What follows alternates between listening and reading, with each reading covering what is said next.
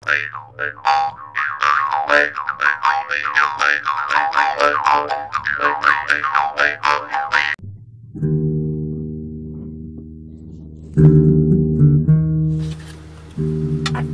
ya, sekarang bagian Kang Cocot lah nanya, saya di belakang Kang Cocot sekarang. Kang Cocot kan nggak pernah nanya si Dalang loh. Nah ini sekarang Kang Dalangnya ditanya panjenengan ya. Oh ya sudah lah. Kalau begitu aku yang nanya ya. Oh si Dalang ini rek udah lama juga ya nggak pernah ketemu. Saya di sini panjenengan dengan di belakang loh Kang Cepot ya. Ya sudah, iya. Saya di sini dulu. Waduh. Tapi ingat jangan kentut loh ya. Oh, saya dengerin. Waduh si Kang Dalang ini di mana nih? Nah ini, oke. Wah, saya di sini sajalah. Aduh, nah ini, wah, ini sambil sandaran di sini. Aduh, enaklah di sini. Aduh, gini. Ayo coba langsung ditelepon saja. Ayo Kang Cocot ditelepon ini. Waduh, ini segala ini. Oh ya sudah, ini tak telepon ya. 001325757623. Oh. Halo Kang Dalang, halo. Ya. Oke. Halo. Iya, ini ada pertanyaan ya selanjutnya lagi loh Kang Dalang ya. Kang Dalang ini coba dijawab, panjenengan ini ngerti apa enggak gitu ya. Sebenarnya itu banyak orang yang ingin hidup kaya loh Kang Dalang ya. Saya ingin kaya, ya teman saya ingin kaya begitu. Jadi sebenarnya ini makna kekayaan itu apa loh Kang Dalang ya? Menurut panjenengan itu loh, kekayaan itu apa? Ya, monggo dijawab Bu. Makna kekayaan, ya siapa yang pengen hidup miskin, semuanya pengen kaya. Iya. Oke, ya kalau makna kekayaan, kaya ini sendiri, definisi orang umum ini kan tetap bicara tentang harta, kuasa gitu kan, seperti itu. Ya, itu terjadi umum dan wajar-wajar saja pemikirannya kalau kekayaannya sudut pandangnya materi gitu kan.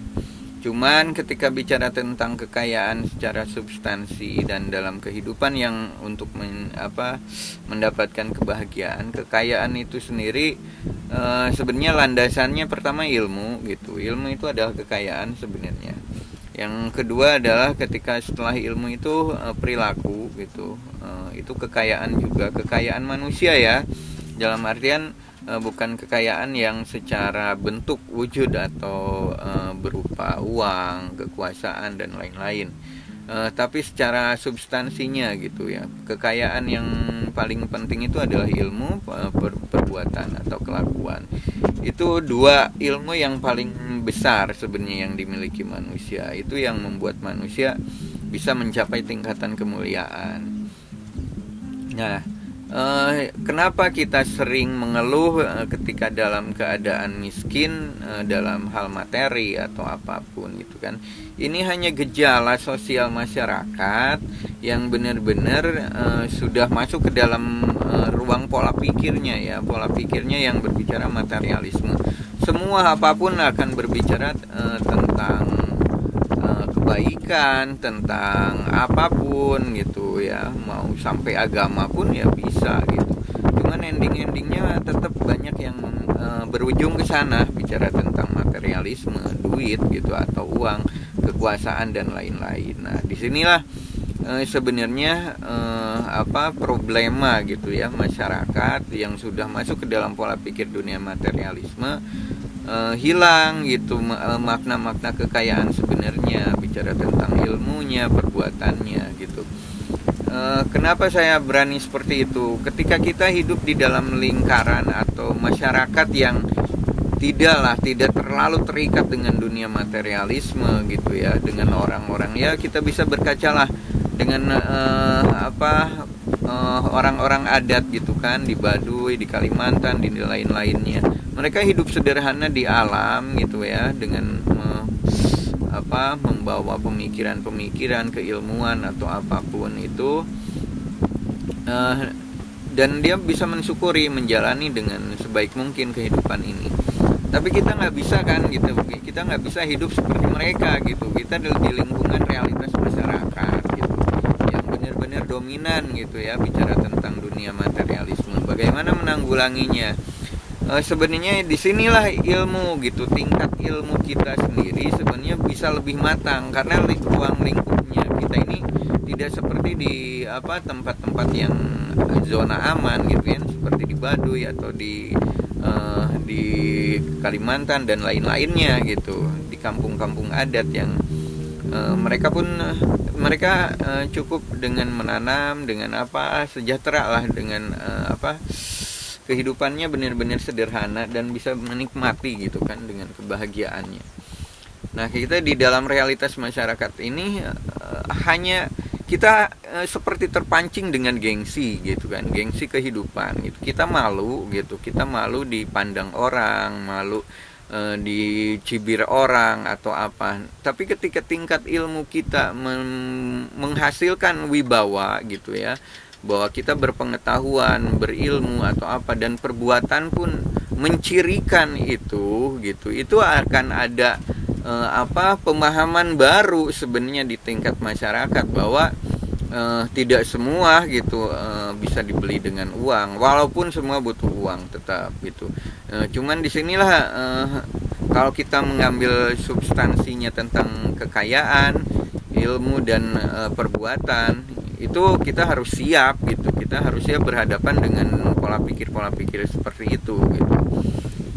Kalau diambil dalam jalan spiritual ya tetap kita akan seperti dalam kubangan sampah gitu kan gitu. Pikiran-pikiran sampah itu akan hadir, bagaimana kita harus menjadi kaya gitu, dan itu harus harus tertata sedemikian rupa gitu. Kalau enggak kan kita menghalalkan segala cara dan lain-lain gitu. Akhirnya sama halnya dengan mereka gitu kan gitu, nggak ada bedanya, kaya tapi dengan cara-cara licik dan lain-lain gitu.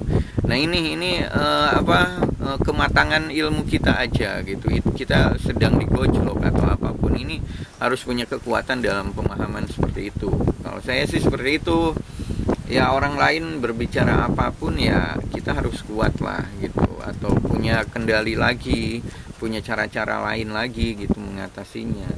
Kalau enggak ya kita terpuruk terus, kita baper terus gitu, diomongin orang, kita ngedon, kita ini don.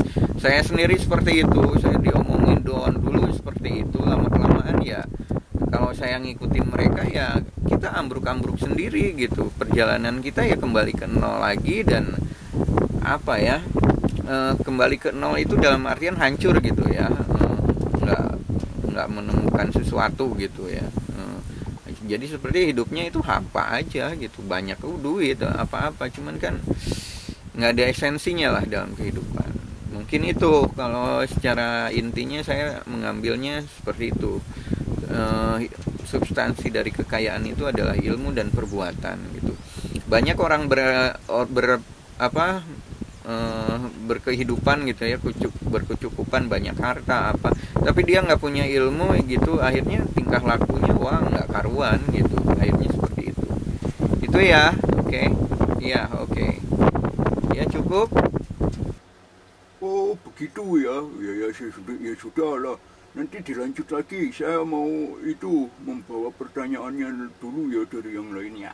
Tuh sampai ini ya nanya dulu lagi gitu, langsung aja sekalian. Kang Cepot ya nanti loh. Kang Cocot, Kang Cepot. Iya. Oke, siap.